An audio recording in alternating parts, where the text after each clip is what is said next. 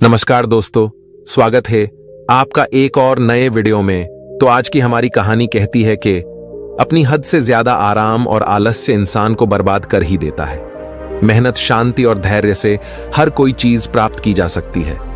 ऐसा गौतम बुद्ध ने कई सालों पहले अपने शिष्यों से क्यों कहा था? इसके पीछे का रहस्य क्या है? आज इसी रहस्य को हम उनकी कहानियों के माध्यम से समझेंगे। तो बिना देर किए चलिए उन कहानियों की शुरुआत करते हैं। पहली कहानी एक बार की बात है। एक शक्तिशाली राजा घने वन में शिकार कर रहा था। अचानक आकाश में बादल छा गए और मूसलाधार वर्षा होने लगी। सूर्य अस्त हो गया और धीरे धीरे अंधेरा छाने लगा। अंधेरे में राजा अपने महल का रास्ता भूल गया और सिपाहियों से अलग हो गया। भूख, प्यास और थकावट से व्याकुल राजा जंगल के किनारे एक टीले पर बैठ गया। थोड़ी देर बाद उसने वहां 3 बालकों को देखा। तीनों बालक अच्छे मित्र थे। वे गांव की ओर जा रहे थे। राजा ने कहा, सुनो बच्चों, जरा यहां आओ। राजा ने उन्हें अपने पास बुलाया। बालक जब वहां पहुंचे तो राजा ने उनसे पूछा, क्या कहीं से थोड़ा भोजन और जल मिलेगा? मैं बहुत प्यासा हूं और मुझे भूख भी बहुत लगी है। बालकों ने उत्तर दिया, अवश्य, हम घर जाकर अभी कुछ ले आते हैं। वे एक गांव की ओर भागे और तुरंत राजा के लिए जल और भोजन ले आए। राजा बच्चों के उत्साह और प्रेम को देखकर बहुत प्रसन्न हुआ। राजा बोला, प्यारे बच्चों, तुम लोग जीवन में क्या करना चाहते हो? मैं तुम सबकी सहायता करना चाहता हूं। कुछ देर सोचने के बाद एक बालक बोला, मुझे धन चाहिए।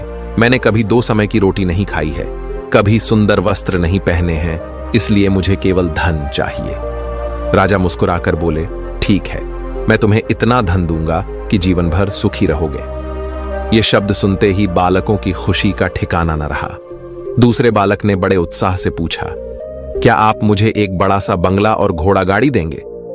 राजा ने कहा, अगर तुम्हें यही चाहिए तो तुम्हारी इच्छा भी पूरी हो जाएगी।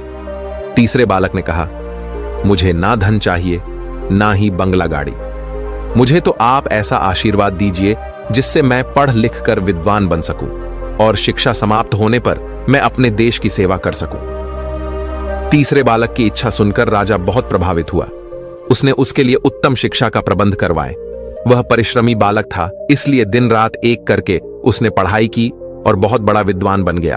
और समय आने पर राजा ने उसे अपने राज्य में मंत्री पद पर नियुक्त कर लिया। एक दिन अचानक राजा को वर्षों पहले की उस घटना की याद आई। उन्होंने मंत्री से कहा, वर्षों पहले तुम्हारे साथ जो 2 और बालक थे, अब उनका क्या हाल चाल है? मैं चाहता हूं कि एक बार फिर मैं एक साथ तुम तीनों से मिलूं। अतः तुम कल अपने उन दोनों मित्रों को भोजन पर आमंत्रित कर लो। मंत्री ने उन दोनों को संदेश भेजवा दिया और अगले दिन सभी एक साथ राजा के सामने उपस्थित हो गए। आज तुम तीनों को एक बार फिर साथ देखकर मैं बहुत प्रसन्न हूं। इसके बारे में तो मैं जानता हूं, पर तुम दोनों अपने बारे में बताओ। राजा ने मंत्री के कंधे पर हाथ रखते हुए, जिस बालक ने धन मांगा था, बहुत दुखी होते हैं, बोला, राजा साहब, मैंने उस दिन आपसे धन मांगकर बड़ी गलती की। इतना सारा धन पाकर मैं आलसी बन गया और बहुत सारा धन बेकार की चीजों में खर्च कर दिया। मेरा बहुत सा धन चोरी भी हो गया और कुछ वर्ष में ही मैं वापस उसी स्थिति में पहुंच गया जिसमें आपने मुझे देखा था। बंगला गाड़ी मांगने वाले बालक भी अपना रोना रोने लगा। महाराज, मैं बड़े ठाठ से अपने बंगले में रह रहा था, पर वर्षों पहले आई बाढ़ में मेरा सब कुछ बर्बाद हो गया और मैं भी अपने पहले जैसी स्थिति में पहुंच गया। उनकी बातें सुनने के बाद राजा बोले, इस बात को अच्छी तरह गांठ बांध लो। धन संपदा सदा हमारे पास नहीं रहते, पर ध्यान जीवन भर मनुष्य के काम आता है और उसे कोई चुरा भी नहीं सकता। शिक्षा ही मानव को विद्वान और बड़ा आदमी बना सकती है, इसलिए सबसे बड़ा धन विद्या ही है।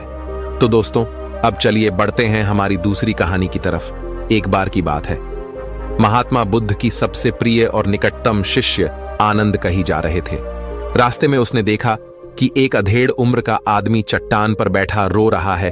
ये देखकर आनंद वहीं रुक गए और उस आदमी के पास जाकर उससे उसकी उदासी का कारण पूछा। उस आदमी ने अपने आंसू पोंछते हुए कहा, मैं पास के गांव में रहने वाला एक बदकिस्मत व्यापारी हूं।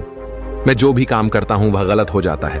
व्यापार की चाह में मैंने अपनी मां और पत्नी के गहने खो दिए, अपना परिवार खो दिया और अब अपना भी घर और खेत गिरवी रख दिया है।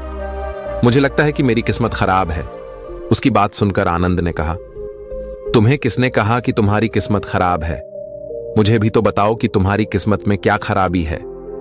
शख्स ने बताया कि पहले वह खेती करता था, लेकिन हर साल इसमें घाटा हो जाता था। कभी सूखा पड़ा तो कभी अतिवृष्टि से फसल खराब हो गई, कभी आवारा जानवर फसल को नुकसान पहुंचाते हैं, तो कभी कीड़े मकोड़े और बीमारियां फसल को बर्बाद कर देती हैं। खेती से मेरे परिवार का गुजारा ठीक से नहीं हो पाता था, जिसके कारण मैंने खेती छोड़ दी और बिजनेस करने का फैसला किया। मैंने अपनी पत्नी के गहने बेचकर अपना व्यवसाय शुरू किया, लेकिन मेरा व्यवसाय नहीं चला।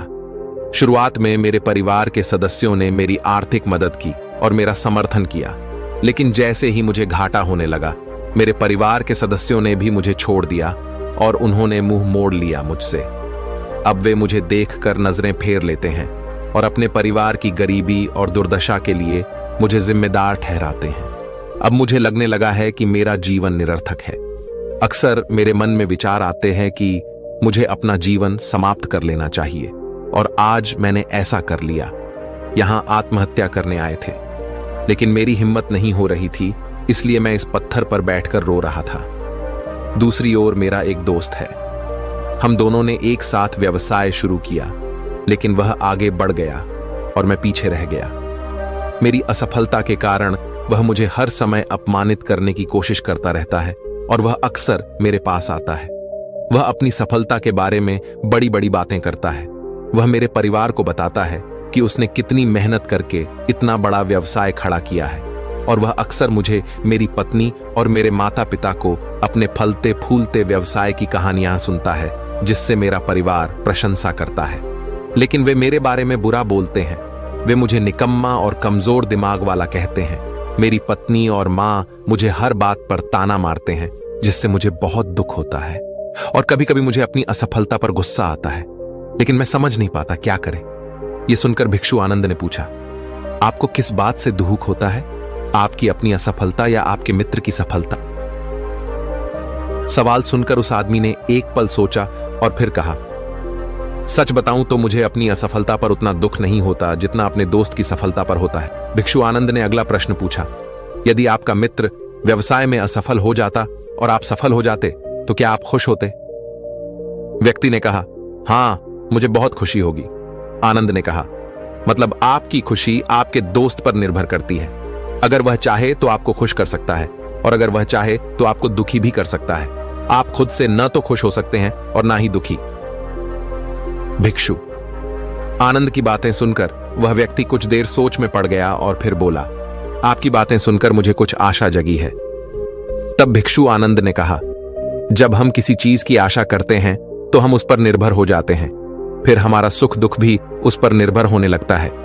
इसलिए सबसे अच्छा है कि आप खुद से ही उम्मीद करना शुरू कर दें। जब आप ऐसा करते हैं और साथ ही मेहनत और ईमानदारी से काम करते हैं, तो आपको सफलता जरूर मिलेगी।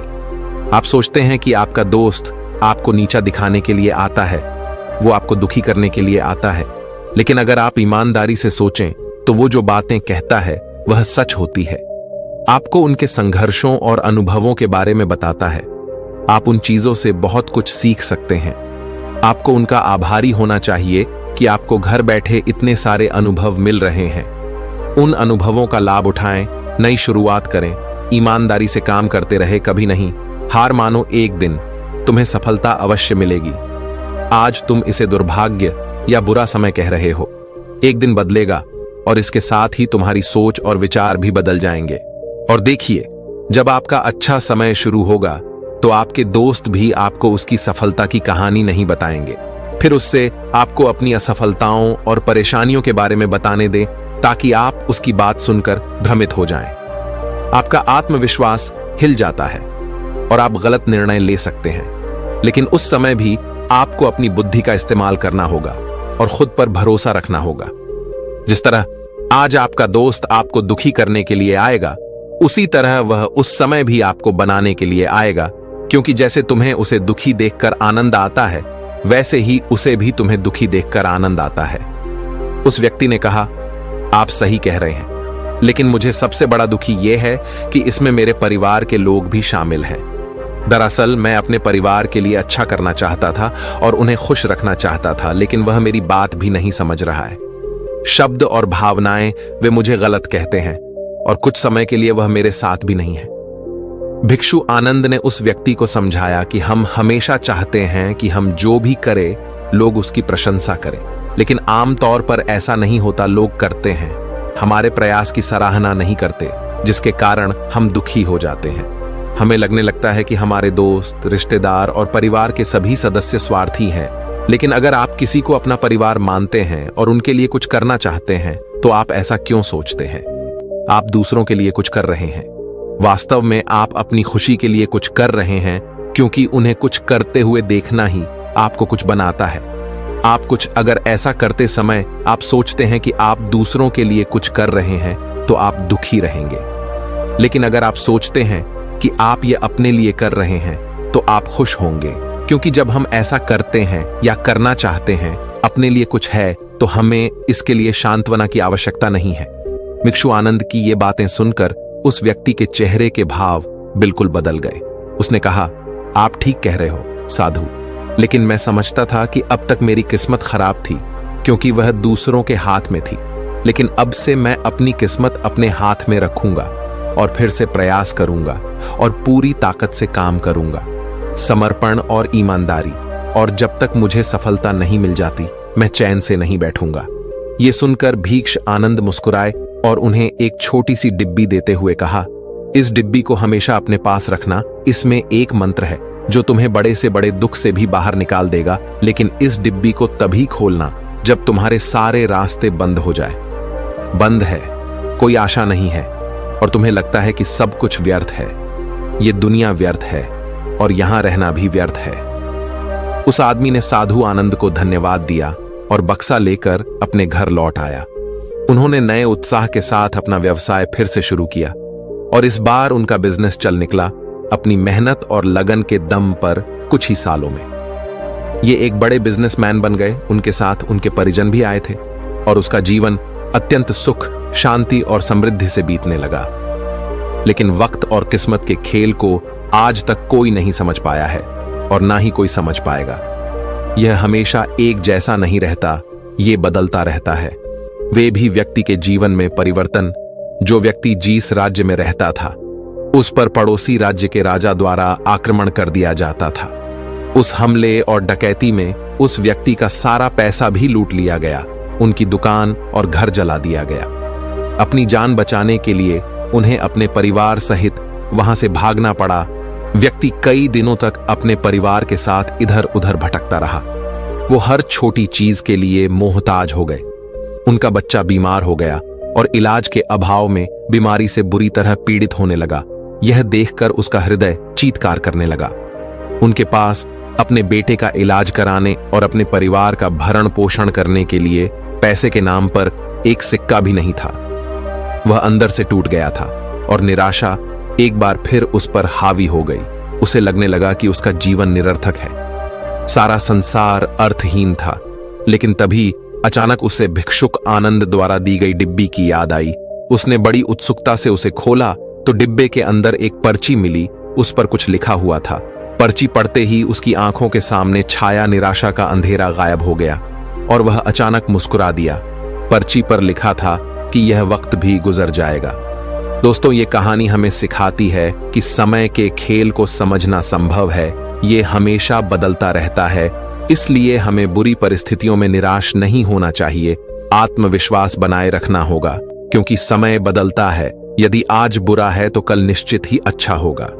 तो दोस्तों, कैसी लगी आपको ये कहानी? आप हमें कमेंट सेक्शन में जरूर बताना और अच्छी लगी हो तो इस चैनल को सब्सक्राइब जरूर कर लेना।